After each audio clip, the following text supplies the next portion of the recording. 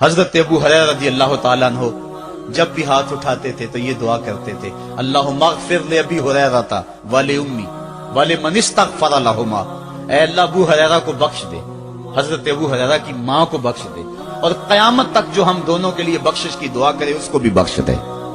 حضرت امام محمد بن سیرین ایک بزرگ ہوئے تابعی، جب بھی دعا کرتے تھے یہ دعا ضرور کرتے تھے، اے اللہ ابو ہریرہ کی بخشش کر دے۔ کسی نے کہا کہ تمہیں ابو ہریرہ رضی اللہ تعالیٰ عنہ کی ماں سے بڑی ہمدردی ہے، کہا ان سے جو ہمدردی ہونی ہے وہ تو ہونی ہے۔ انہوں نے کہا ہوا ہے اللہ ابو ہریرہ اور ان کی ماں کو بخش دے، جو ان کے لیے دعا کرے اس کو بھی بخش دے۔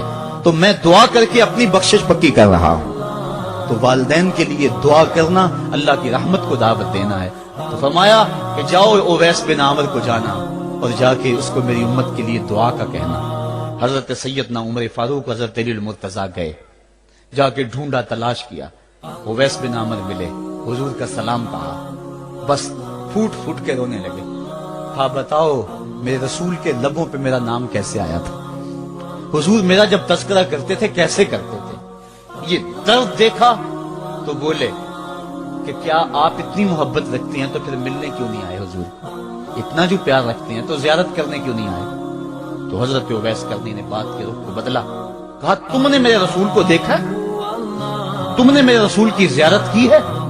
کہا ہاں ہم تو صبح و شام وہاں رہے ہیں۔ کہا پھر بتاؤ حضور کی یہ ابرو جڑے ہوئے تھے یا کھلے ہوئے تھے؟ اب دونوں حیران ہو گئے۔ کہا تم نے تو دیکھا میں نے تو دیکھا نہیں، تم بتاؤ نا، پھر میں تو گیا نہیں، مجھے کہتے ہو گیا نہیں، تم بتاؤ حضور کے ابرو جڑے ہوئے تھے یا کھلے ہوئے تھے؟ حیران ہیں، کہا حضور آپ ہی بتلائیے۔ کہا کوئی دور سے دیکھتا تو جڑے ہوئے نظر آتے، قریب آ کے دیکھتا تو کھلے ہوئے نظر آتے۔ یہ وہ ہے جو ماں کی خدمت کرتا رہا اور حضور کے دربار میں حاضر نہیں ہو سکا، لیکن حاضری اس کی تھی، وہ جہاں بھی تھا وہ نبی کے قرب میں تھا۔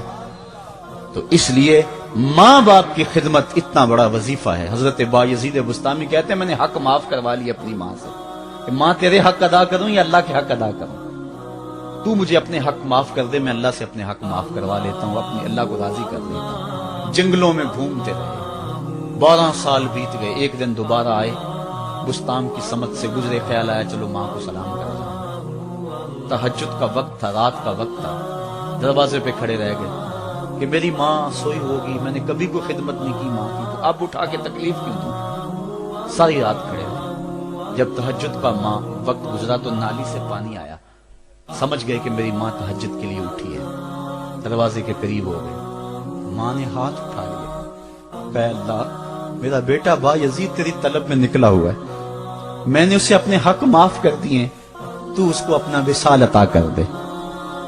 حضرت بایزید دروازہ کھٹکھٹانے لگے اور ماں کے قدموں میں لپٹ گئے اور رو کے کہنے لگے جس رب کو میں جنگلوں میں تلاش کرتا ہوں وہ تو رب میری ماں کے پاس ہے۔ تو ماں کی دعاؤں میں اللہ کی رضا ہے، ماں راضی ہو جائے تو سمجھ لو خدا راضی ہے۔